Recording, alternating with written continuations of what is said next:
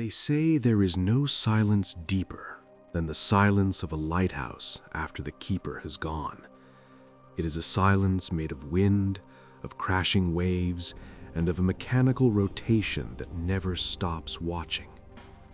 But on December 18th, 1974, when the relief boat finally smashed through the North Atlantic swells to reach the Black Rock Light, they didn't just find silence.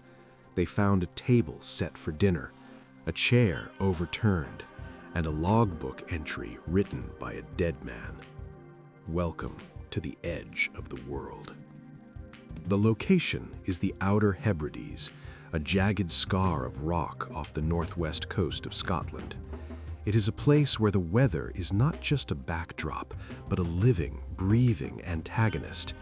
In the winter of 1974, the Black Rock Lighthouse was manned by 3 men. There was Thomas Grieve, the principal keeper, a man of 50 with a face eroded by salt and whiskey. There was the assistant, John Malley, a quiet religious man who spent his off hours reading scripture. And then the supernumerary, the rookie, distinct only by his desperation for the paycheck. Their shift was routine, 28 days on, 28 days off, a cycle of maintenance, polishing brass, and staring into the abyss. But when the relief tender, the Hesperus, arrived 3 days late due to a ferocious gale, the crew noticed something wrong before they even docked. The flag, usually flown to signal all was well, was missing. The storm shutters were closed, and the massive iron door at the base of the tower was bolted shut from the inside. The relief crew had to break it down. They moved upward, spiraling through the cold stone gut of the tower. The kitchen was the first anomaly. A pot of potatoes had been boiled dry, scorched black on the stove. On the table, 3 plates of meat remained untouched, gathering mold. A single chair lay on its side, as if kicked over in a sudden panic. But the most unsettling detail was the clock on the wall. It had stopped at exactly 8:45. They searched the gallery, the engine room, and the lantern room. They checked the fresh water tanks and the storage bunkers. The lighthouse was completely empty. 3 grown men had seemingly evaporated inside a locked stone tube surrounded by a raging ocean. The investigation fell to Detective Inspector Alistair Black, a man from Glasgow who carried his cynicism like a loaded weapon. Black arrived on the rock 2 days later, bringing with him a photographer and a forensic specialist. The mainland police wanted this written off as a tragic accident, a rogue wave sweeping 3 men from the gallery. Case closed, but Black wasn't buying it. He started with the obvious, the rogue wave theory. It was the most convenient explanation. If the men had been outside securing equipment during the storm, a massive swell could have taken them. It had happened before. But the evidence didn't fit. The oilskins, the heavy waterproof gear required for going outside in such weather, were still hanging on their pegs. Only one set was missing, Thomas Grieve's. If Grieve had gone out alone and fallen, why were the other 2 missing?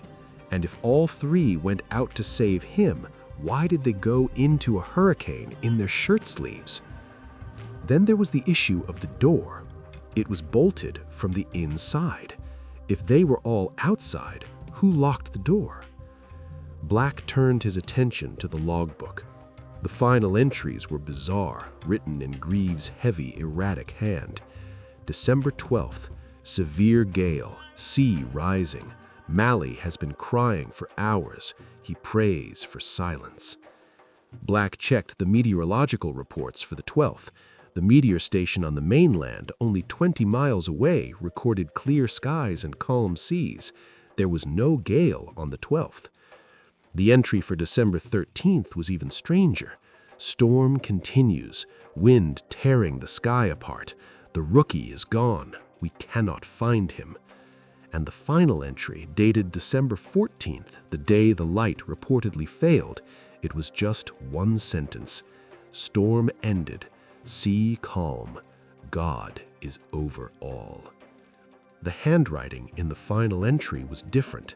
It was cleaner, steadier. Black began to construct a psychological profile of the three men. Confinement in a lighthouse is known to do strange things to the human mind. It's a pressure cooker. You are trapped with the same faces, the same stories, the same habits, day after day. Grieve was known to be a hard drinker, though alcohol was strictly forbidden on the Rock. Mally was devout, bordering on fanatical. The Rookie was an unknown variable. The forensic team found traces of blood on the rim of the gallery railing, not a pool, just a smudge. A microscopic analysis revealed it matched the blood type of the Rookie, but a smudge proves nothing. A nosebleed, a cut finger from a slip of a wrench, or a desperate grip before a fall. The tension in the investigation rose when they found the stash. Hidden behind a loose stone in the storage room was a crate of unmanifested whiskey and a stack of cash. Grieve wasn't just a drunk. He was running a small-time smuggling operation, using the lighthouse as a drop-off point for passing fishing trawlers. This changed the narrative entirely. This wasn't a ghost story or a tragic accident. This was a crime scene.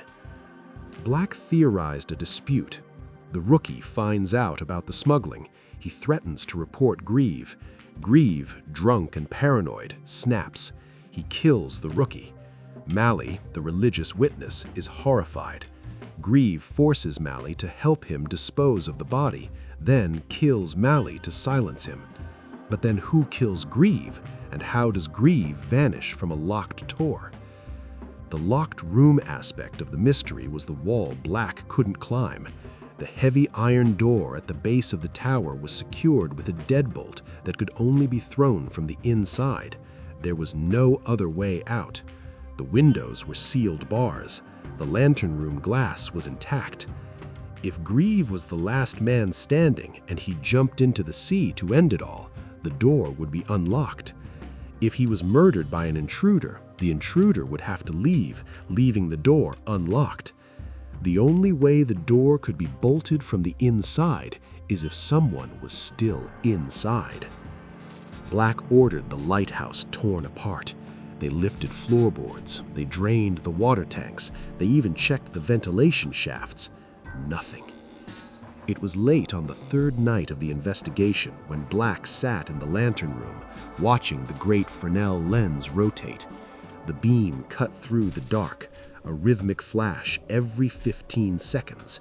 Sweep, flash, dark. Sweep, flash, dark. He was staring at the mechanism. The lens floated in a bath of mercury, a liquid metal used to reduce friction, allowing the multi-ton glass structure to spin with the push of a finger. Black noticed a slight shudder in the rotation, a microscopic hesitation. Most people wouldn't see it, but Black had been staring at it for hours. He timed the rotation, 15.2 seconds. It was slow. He called the engineer up. They stopped the light. They opened the service hatch to the mercury bath. The fumes were toxic, so they worked quickly. They didn't find a body in the mercury. That would be impossible. The clearance was too small. But they found something else. Wedged deep into the gearing mechanism, jammed between the teeth of the drive cog, was a small silver crucifix. It belonged to Mally. The crucifix had jammed the gears, but the motor was powerful enough to crush it partially and keep spinning, albeit with that tiny hesitation. This was the catalyst for the twist. Black went back to the logbook. He looked at the weather reports again. The phantom storm Grieve wrote about.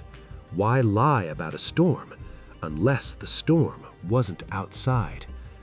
The storm was the fight. The gale was the screaming. Here is what happened. The clues were in the psychology, not the physics. Grieve was hallucinating. The mercury bath, the very thing that allowed the light to shine, was leaking. Mercury poisoning, or Mad Hatter's disease, causes tremors, paranoia, emotional instability, and hallucinations. In the poorly ventilated lantern room with a minor leak in the seal, the vapor had been poisoning them for weeks. Greaves' logbook entries about the storm were his reality. He saw a storm where there was none. He saw demons in the waves. The paranoia turned him against the others. The evidence suggests Grieve killed the rookie in a fit of mercury-induced madness, believing the boy was a demon or a threat. He threw the body from the gallery.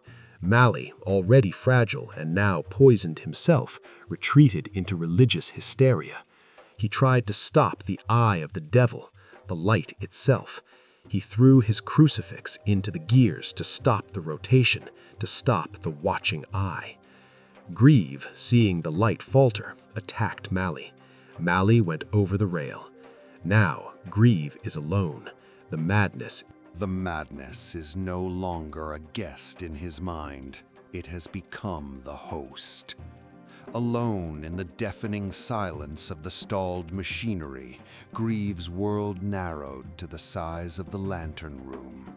The toxic vapors, now concentrated and thick, turned the air into a shimmering veil. To him, the lack of the rhythmic sweep, flash, dark wasn't a mechanical failure. It was the death of the world. He looked at the door. In his delirium, the heavy iron bolt didn't just slide home. He saw the stone itself melt and fuse, sealing him inside a sacred tomb. There was no longer a mainland. There was no whiskey or smuggling. There was only the light, the mercury, and the God he thought he saw in the calm. He picked up the pen one last time. His hand was no longer shaking because the nerves had finally gone numb. He wrote that the sea was calm, not because the weather had changed, but because he was ready to join it. Grieve didn't escape through a secret passage. He didn't vanish by magic. He climbed the ladder to the very top of the Fresnel lens, the toxic silver liquid coating his boots. He stepped out onto the gallery railing, where the rookie's blood was just a smudge, looked out at a perfectly still, moonlit ocean that his mind still perceived as a boiling abyss, and stepped into the air. The door remained bolted, the lighthouse remained empty, and the great lens, jammed by a silver cross, stood frozen, a silent headstone for 3 men who were killed by the very light they were meant to keep.